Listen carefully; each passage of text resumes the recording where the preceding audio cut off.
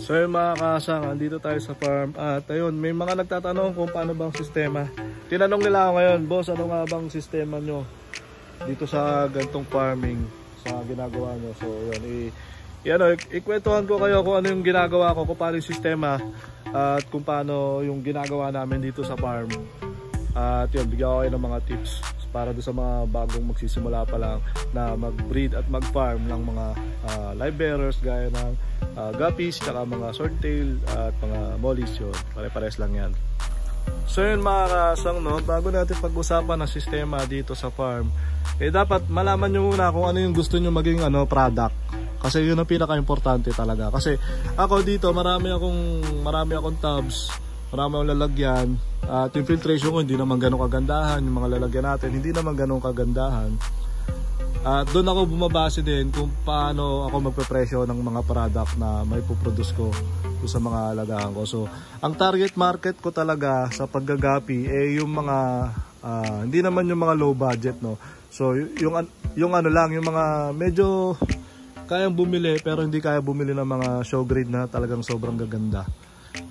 Dito sa akin bumabagsak yung mga yon kasi mga pure strain din naman yung mga alaga kong guppies at marunong din naman ako kumilatis ng mga maganda at mga pangit na guppies. So pumupunta tayo sa gitna, hindi ako pwedeng pumunta doon sa mga magaganda at pinaubaya ako na yon sa ibang mga breeders na maganda talaga mag-produce at maganda yung mga pinoproduce na mga guppies. So ayun nga, para mas maintindihan nyo, dapat alam nyo muna yung target market nyo para doon kayo magbabase kung paano sistema ang gagawin nyo.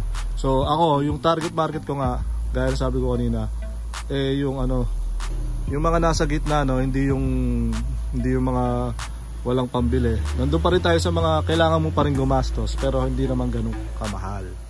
So yun mga kasang, no, simple lang naman ang pag-aalaga at pagpaparami ng mga guppies.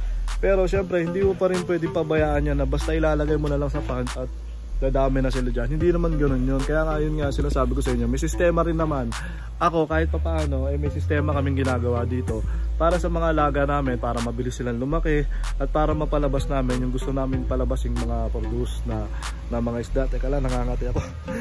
Mayroon dito, parang may langgamata. So ayun, no, bibigyan ko kayo ng tip at i-explain ko nga sa inyo kung paano yung ginagawa ko. Tapos ayun guys, no, disclaimer lang, yung ginagawa ko hindi naman parehas din sa iba. At ayun, no, syempre hindi mo naman pwedeng ipagkumpara yung ginagawa ko sa ginagawa ng iba. Unang-una, magkaiba kami ng facility. Pangalawa, magkaiba kami ng target market. Pangatlo, magkaiba kami ng pananaw sa buhay at yung mga diskarte namin. Syempre magkakaiba. So hindi mo pwedeng pagkumpara yung sa akin at yung kanya at yung kanya. So ayun, gusto ko lang linawin, no? Ayoko rin kasi ng competition talaga, kaya hindi ako sumasali sa mga shows. Ayoko makipag-compete sa mga kasamahan kong fish keeper, kaya talagang hindi ako sumasali sa mga show. Pupunta ako doon, nanonood lang ako, bahala kayo mag-compete dyan. Pero yun nga, hindi naman yun ang topic natin. Bakit ba tayo napunta sa topic na yun? So yung mga kasang, no, unang sistema na ginawa namin dito na lang, no, gawin natin example to. Bumili ako ng maraming tubs. Yan, 20 tubs yan na 10 liters. 100 liters, no? 10 liters. 100 liters, equivalent yan ng mga 20 gallons. So yan yung napili ko na sa tingin ko sakto para doon sa mga guppies ko. Ngayon, bumili kami ng mga breeders, di ba, walang laman yan. From scratch, walang laman yan. Bumili kami ng breeders, kada isang tub, naglagay kami ng 5 breeders. So yun, kasama sa budget yung bumili kami ng tigli 5. O yung iba 4, 2 pair, 3 trio, 2 trio. So yun, minimum kami ng 4. Minimum ng 2 pair. Tapos ang sistema dyan, meron kami mga breeders dyan. From walang laman, naglagay kami ng breeders. Hintayin namin mag-drop yun, na magkakasama sila dyan, no? Dahil alam nyo naman na hindi naman ako lagi dito at hindi naman ako nakatira na dito sa bahay ng parents ko kasi to, yung dyan. So ako weekly lang talaga ako na pumupunta dito. So yung nga pala, no, may mga nagtatanong pa rin, yung kapartner ko daw, kamusta na? Yung kapartner ko, nagawa niya na yung part niya na mag-provide ng panggastos. Yun kasi yung usapan namin Siya yung magpo-provide ng panggastos, ako na yung bahala sa pagpaparami, pag-aalaga, pagbebenta. Ako na yon. Tapos yun, hati kami 50-50. So kahit di siya bumisita dito, okay lang dahil napag-usapan namin sa umpisa lang siya talaga na kailangan ko talaga na magpo-provide sa akin ng panggastos. At yun, nagawa niya yung part niya. yung part ko na ngayon yung ginagawa ko. At hati kami kada may mabebenta ako sa mga yan, sa mga laman yan. Hati kami. So yun na nga yung pina-explain ko sa inyo kanina, no. Naglagay ako ng breeder dyan, tapos hinihintay namin mga anak. Yung anak na yon pwede naman kasi na kasama nung mga parents yung anak. Pero hindi lahat, no. Kaya kung makikita nyo may mga breeding cage kami dyan. May mga breeding cage pa rin kami. Kasi may mga strains na talagang kahit anak nila kinakain nila. So ako naman, napag-aralan ko na rin yan. At ayun, na-experience ko na rin. Yung ibang ano dyan, yung ibang mga strains dyan, kahit kasama nila yung anak nila, once na mayroon na silang makasanayan na may kasama silang fry, hindi na sila kakain ng fry. So ayun, sa unang buga lang yun. Sa unang buga, pag kinain yung fry, lagay mo ng breeding cage. Pero sa unang buga at hindi niya kainin yung mga fry at lumaki na kasama niya, goods yun. Pero hindi talaga yun yung pinaka-sistema doon. Diba, naglagay kami dyan ng breeders at nanganak yung breeder. Ngayon, dahil wala kami dito, okay lang na kasama nila yon.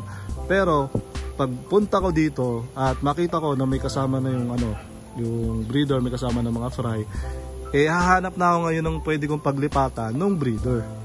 So ganun yung sistema ko. Pag nanganak, kunyari dito, nanganak dito yung isang dalawang pair natin, nanganak dyan, kukunin ko lahat na malalaki, ililipat ko sa bakante. Kunyari ito, bakante to.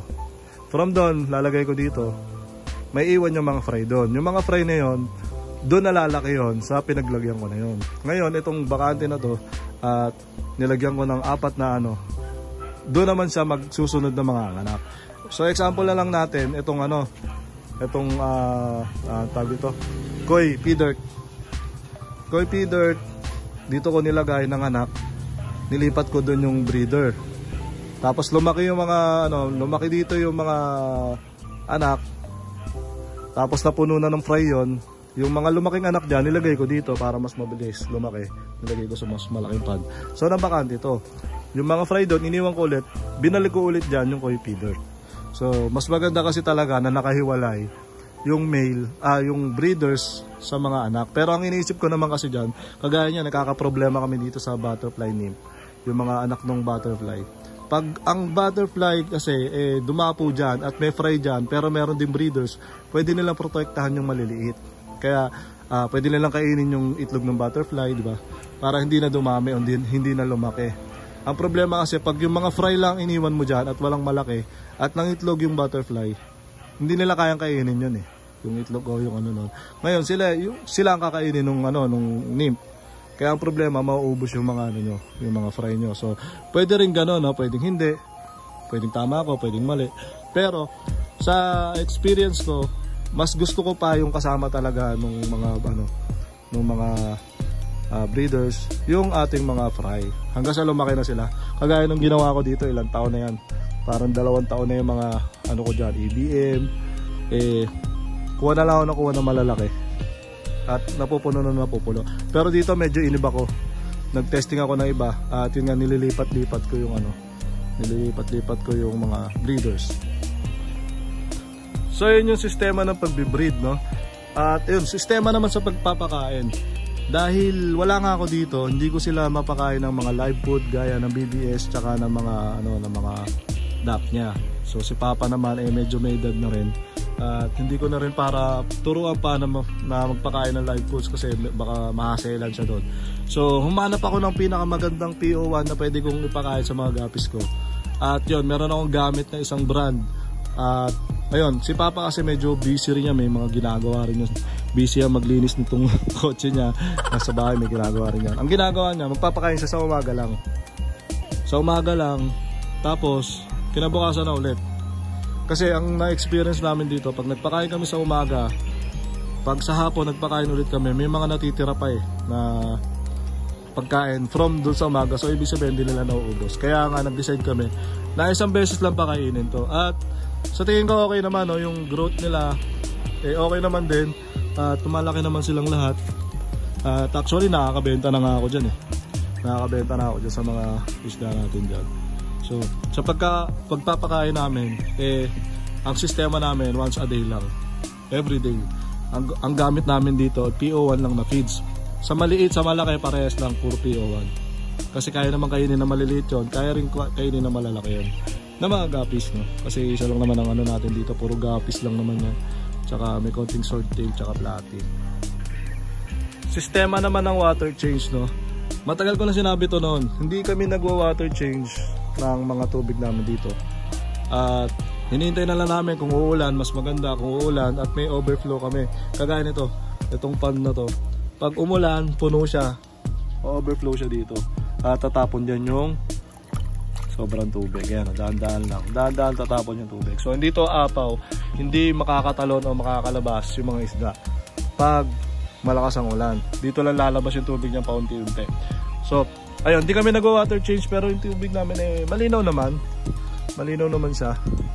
Dahil malaki, tas maliliit lang naman yung mga isda namin. So, hindi talaga siya ganong kabilis dumumi. Tapos yun nga, once a day lang kami magpakain. Kaya hindi talaga dumudumi. O, dumumi man, hindi ganong kadumi. So, ayun o, yun na-experience lang din namin na okay pala. Kaya tinuloy-tuloy na lang namin. Ang nangyayari lang, pag bumaba yung level ng tubig, tsaka namin dinadagdagan ng tubig. So, top lang kami ng top ng tubig. Top up lang kami ng tubig at hanggang sa umabot lang doon sa level na nilagay namin. Tapos yun na yung pinaka water change niya. Pag umuulan, di talaga kami naglalagay ng tubig. Ang sistema naman ng filtration, nakita nyo naman yung mga ano ko, mga ponds ko dyan. Wala akong filter dyan. Itong filter na to, tsaka yan, ginamit ko yan dati nung meron ako mga goldfish. Pero nag-stop din ako mag goldfish, kaya hindi na siya nagamit. Pero okay pa yan, ang daming ng filter media yan sa loob. Puno yan ng bato. Puno ng bato yan, ginawa ko pa yan dati, DIY. Ngayon puno na ng lamok. So yan, puno ng bato yan, pwede pang gamitin ulit yan. Pero sa ngayon hindi namin ginagamit. Dito naman puro airstone lang yan. Kasi nagsigurado lang ako na kasi syempre gumastos kami dyan. Nilagyan ko ng aeration para mas maganda pa rin kasi yung meron talaga. Pero kung ako tatanungin kahit wala, pwede naman. Kagaya nito mga to, ito tinanggalan na namin to ng mga aeration. Dati meron yan, ngayon tinanggalan na namin. Kasi malakas daw sa kuryente, sabi ni mama. Hindi ko lang alam kung totoo nga. So walang filtration, walang aeration yan. Natural lang na parang alam mo yun, na natural nature ng mga isda. Ayan, may mga dumi-dumi pa ng nalalaglag na dahon. Ayun, tingin ko okay naman sila. Hindi naman masyadong nagiging acidic ang tubig. At goods na goods pa rin yung mga isda natin. At nababenta ko pa rin. So, ayun, yun yung sistema ko. Sa pag-filter, wala akong ginamit na filter. Meron lang akong aeration dito. Pero sa tingin ko, kahit wala yan, goods na yan. Tapos yun nga, nilalagyan ko ng halaman. Ayan, may mga hornwort. Tapos may mga iba't ibang klaseng halaman na tinanim ako dyan na nakapaso. So, yun lang yung niya. Kahit walang filter yan. Okay.